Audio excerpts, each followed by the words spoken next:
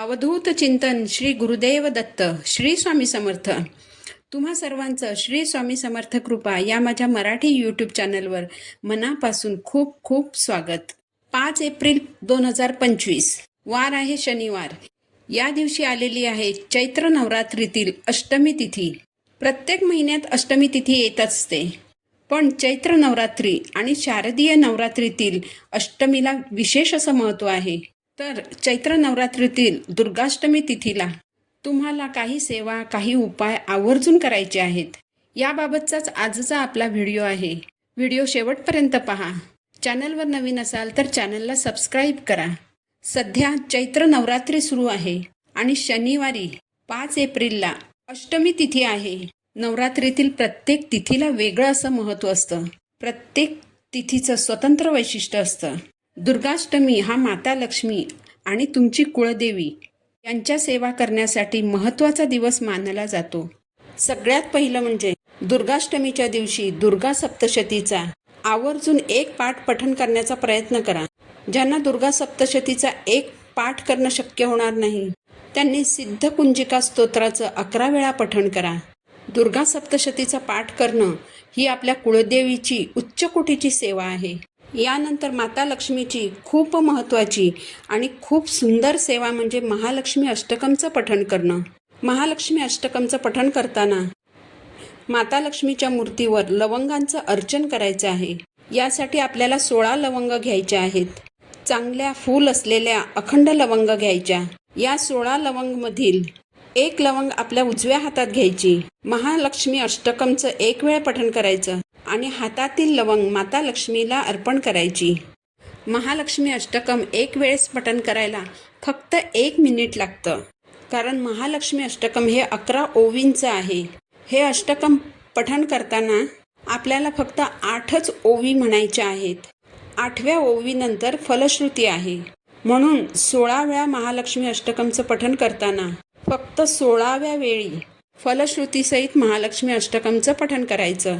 म्हणजेच 15 वेळा महालक्ष्मी अष्टकम हे फक्त पहिल्या ओवीपासून ते 8व्या ओवीपर्यंतच म्हणायचं आहे. पहिली ओवी आहे, नमस्ते तू महामाये श्रीपीठे सूरपूजिते शंखचक्र गदा हस्ते महालक्ष्मी नमोस्तुते. या ओवीपासून सुरू करायचं ते 8व्या ओवीपर्यंत म्हणायचं. 8वी ओवी आहे, श्वेतांबर धरे देवी नानालंकार भूषिते जगस्थिते जगन्माता महालक्ष्मी नमोस्तुते. अशा रीतीने 16 वेळा महालक्ष्मी अष्टकम म्हणत 16 लवंग माता लक्ष्मीच्या चरणी अर्पण करायच्या आहेत. फक्त 16व्या वेळी महालक्ष्मी अष्टकम फलश्रुतीसहित म्हणायचं. यानंतर या 16 लवंग काही काळ माता लक्ष्मीच्या चरणाशी राहू द्यायच्या. त्यानंतर या 16 लवंग एका लाल कापडात बांधायच्या आणि तुमच्या तिजोरीत ठेवायच्या आहेत. शारदीय नवरात्रीच्या दुर्गाष्टमीच्या वेळी जर हा उपाय तुम्ही केलेला असेल तर नव्याने हा उपाय करायचा नाही.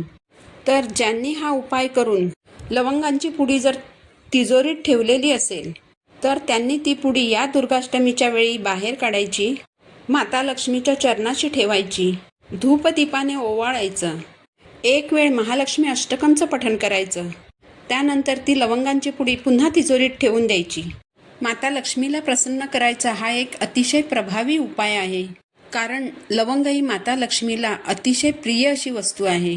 जेव्हा या लवंग आपण महालक्ष्मी अष्टकम म्हणत माता लक्ष्मीला अर्पण करतो तेव्हा लक्ष्मी माता आपल्यावर प्रसन्न होते. लक्ष्मी माता तुमच्या घरात वास करते, तुमच्या घरात स्थिर राहते. जर का तुमचा कोणताही उद्योग व्यवसाय असेल, म्हणजे जर तुमचं एखादं छोटंसं ब्युटीक असेल, पार्लर असेल, अगदी तुमची वडापावची गाडी जरी असेल, तर तिथे ही लवंग बांधलेली पुडी ठेवायची आहे. मात्र रोज या पुडीला धूपदीपाने ओवाळायचं. तुमचा जो काही छोटा मोठा उद्योग व्यवसाय असेल त्यात बरकत व्हावी म्हणून माता लक्ष्मीला प्रार्थना करायची. हा उपाय केल्यामुळे तुमच्या व्यवसायात भरभराट राहील, तुमचा उद्योग व्यवसाय वाढेल. आता ही लवंग बांधलेली पुडी किती दिवसांनी किंवा किती महिन्यांनी बदलायची? शारदीय नवरात्रीत ही सेवा जर तुम्ही केली असेल आणि लवंग बांधलेली पुडी जर तिजोरीत ठेवली असेल तर या चैत्र नवरात्रीत ती पुडी बाहेर काढून माता लक्ष्मीच्या चरणाशी ठेवून त्याला धूप दीपाने ओवाळायचं. आणि पुन्हा तिजोरीत ठेवून द्यायची. मात्र येणाऱ्या शारदीय नवरात्रीत नवीन लवंग घेऊन त्यावर महालक्ष्मी अष्टकमची सेवा करायची. त्या लवंग लाल कापडात बांधायच्या आणि तिजोरीत ठेवून द्यायच्या. तिजोरीतील जुनी पुडी काढून तिचं विसर्जन करायचं. दुर्गाष्टमीच्या दिवशी आपण आपल्या मुख्य दरवाजाला एक यंत्र लावतो. या यंत्राला 64 योगिनी यंत्र असं म्हटलं जातं. तुमच्या मुख्य दरवाजाला जर तुम्ही अजूनपर्यंत 64 योगिनी यंत्र लावलेलं नसेल तर 5 एप्रिलला दुर्गाष्टमीच्या दिवशी हे यंत्र तुम्हाला तुमच्या दरवाजावर लावायचं आहे. ज्या दुकानात देवांचं आणि देवपूजेचं सगळं साहित्य मिळतं त्या कोणत्याही दुकानात तुम्हाला हे 64 योगिनी यंत्र मिळून जाईल. दुकानातून हे यंत्र घरी आणल्यानंतर स्वच्छ करायचं, कारण हे यंत्र आपण घरी आणण्यापूर्वी त्याला बऱ्याच जणांच्या हातांचा स्पर्श झालेला असतो. म्हणून ते यंत्र स्वच्छ पुसून त्याला हळद कुंकू अर्पण करायचं, धूपदीपाने ओवाळायचं. नंतर ते यंत्र आपल्या उजव्या हातात घ्यायचं. एक वेळ श्री सुक्त म्हणायचं आणि 11 माळी श्री स्वामी समर्थ या मंत्राचा जप करायचा. या सर्व सेवा झाल्यानंतर दुर्गाष्टमीच्याच दिवशी हे यंत्र तुम्ही तुमच्या मुख्य दरवाजावर लावायचं आहे. शारदीय नवरात्रीत जर हा तुम्ही उपाय केला असेल आणि हे 64 योगिनी यंत्र जर तुम्ही तुमच्या मुख्य दरवाजावर लावलं असेल तर या चैत्र नवरात्रीच्या दुर्गाष्टमीच्या दिवशी ते यंत्र दरवाजावरून काढायचं, स्वच्छ पुसायचं. देवघरासमोर बसून ते यंत्र आपल्या उजव्या हातात घ्यायचं. एक वेळ श्रीसुक्त म्हणायचं आणि 11 माळी श्री स्वामी समर्थ या मंत्राचा जप करायचा आणि त्यानंतर ते यंत्र पुन्हा दरवाजाला लावायचं. हे यंत्र दरवाजावर लावताना दरवाजात येणाऱ्या व्यक्तीच्या अगदी डोळ्यासमोर येईल अशा रीतीने हे यंत्र दरवाजावर लावायचं. त्यामुळे घरात येणारी एखादी बाहेरची व्यक्ती ही जर तिच्या मनात काही वाईट विचार घेऊन येत असेल तर घरात येण्यापूर्वी त्या व्यक्तीची त्या यंत्रावर नजर पडेल आणि या यंत्राच्या प्रभावाने त्या व्यक्तीच्या मनातील वाईट विचार हे घरात येण्यापूर्वीच नष्ट होतील. यामुळे घराला कधीही नजरबाधा होत नाही, घरातील सदस्यांना नजरदोष होत नाही, नजरबाधा होत नाही, घरात कोणतीही वाईट बाधा प्रवेश करत नाही. म्हणून हे 64 योगिनी यंत्र दुर्गाष्टमीच्या दिवशी आवर्जून तुमच्या मुख्य दरवाजावर लावा.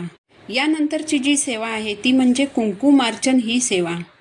आपल्या कुळदेवीला कुंकू अतिशय प्रिय आहे, त्यामुळे आवर्जून कुंकुमार्चन ही सेवा करायचा प्रयत्न करा. जर तुमच्याकडे कुलदेवीचा टाक असेल, मूर्ती असेल किंवा कुळदेवीचा जर फोटो असेल, माता लक्ष्मीची मूर्ती असेल, तुमच्याकडे जर श्रीयंत्र असेल तर त्यावर तुम्हाला कुंकुमार्चन करायचं आहे. कुंकुमार्चन करताना 99 मंत्र म्हणायचा आहे. ओम ऐं ह्रीं क्लीं चामुंडाय विच्चे हा मंत्र म्हणायचा. हा मंत्र म्हणताना मंत्राच्या शेवटी नमो नमः असं म्हणायचं आणि नमो नमः असं म्हणत असताना हातातील कुंकू माता लक्ष्मीच्या पायापासून डोक्यापर्यंत वाहायचं. ही सेवा झाल्यानंतर काही वेळाने कुंकू काढून घ्यायचं आणि एका डबीत भरून ठेवायचं.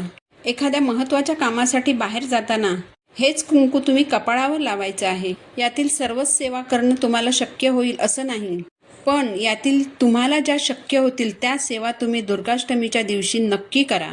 ज्यांना कोणतीही सेवा करणं शक्य होणार नाही त्यांनी 99 मंत्राचा 1 माळ जप करा.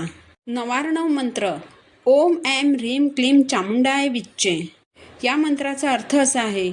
श्री महाकाली, महालक्ष्मी, महासरस्वती, राजराजेश्वरी आपली जी 3.5 शक्तिपीठं आहेत त्या सर्वांचा उल्लेख या 99 मंत्रामध्ये केलेला आहे. तुमची कुळदेवी कोणतीही असो, तुम्ही या 99 मंत्राचा 1 माळ तरी जप करा. कारण कुळाचार करणं, कुळदेवीची सेवा करणं हे आपलं पहिलं कर्तव्य आहे. 5 एप्रिलला शनिवारी दुर्गाष्टमीच्या दिवशी तुमच्या घरात जर एखादी सवाष्ण स्त्री आली तर आवर्जून तिला हळद कुंकू लावून तिची ओटी भरा. वर सांगितलेल्या सेवांपैकी एखादी सेवा जरी तुम्ही तर तुमच्या कुळदेवीचा तुमच्यावर, तुमच्या घरादारावर, तुमच्या मुलाबाळांवर अखंड कृपाशीर्वाद राहील. तर झालेली सेवा मी महाराजांच्या चरणी अर्पण करते. पुन्हा भेटू नवीन व्हिडिओसोबत. श्री स्वामी समर्थ.